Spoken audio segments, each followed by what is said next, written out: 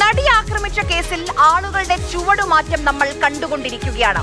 അതിൽ ശ്രദ്ധിക്കേണ്ട ഒരു ചുവടുമാറ്റം റിട്ടയർഡ് DGP R. ശ്രീലേഖയുടേതാണ്. ദിലീപിനെ കാണുന്നതുവരെ ഞാൻ അതിജീവിതയുടെ ഭാഗത്തായിരുന്നുവെന്നാണ് ശ്രീലേഖ പണ്ട് പറഞ്ഞത്.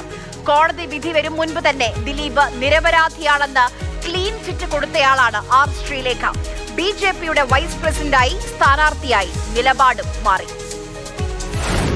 ഞാൻ 100% വിശ്വസിക്കുന്നു ദിലീപ് എന്നൊരു വ്യക്തി ഈ കേസിനകത്ത് ഉൾപ്പെട്ടിട്ടില്ല എന്ന്.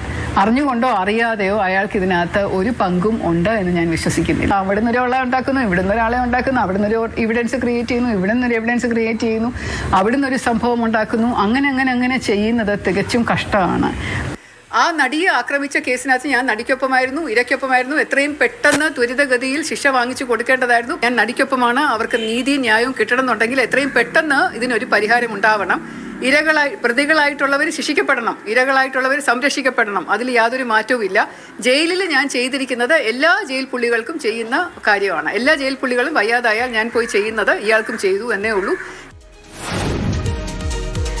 2017 ജൂൺ 10 നടി ആക്രമിക്കപ്പെട്ട കേസിൽ നടൻ ദിലീപ് അറസ്റ്റിലായ ദിവസമാണ്. അന്ന് ജയിൽ മേധാവിയായിരുന്നു ഇന്ന് തിരുവനന്തപുരം നഗരസഭയിലേക്ക് മത്സരിക്കുന്ന R. ശ്രീലേഖ. കേസും വിചാരണയും തീരും മുൻപാണ് ദിലീപ് പാവാട എന്ന് സ്വന്തം യൂട്യൂബ് ചാനലിൽ വന്നിരുന്ന ശ്രീലേഖ പറഞ്ഞത്. തറയിൽ പായ വിരിച്ചു കിടന്ന ദിലീപിന് കണ്ട് മനസ്സലിഞ്ഞ് കുടിക്കാൻ കരിക്കിൻ വെള്ളവും ഏർപ്പാടാക്കി കൊടുത്തു. ഇന്ന് പറയുന്നു അതിജീവിതയ്ക്കൊപ്പമെന്ന്. രാഷ്ട്രീയത്തിലെത്തുമ്പോൾ നിലപാട് മാറുമോ? ഒന്ന് ആലോചിച്ചു നോക്കൂ. ഇവർ കേരളത്തിന്റെ DGP ആയിരുന്നു. BJP ജയിച്ചാൽ ഭരണസിരാ കേന്ദ്രമായ തിരുവനന്തപുരത്തിന്റെ മേയറാകാൻ പോകുന്ന ആളാണ്.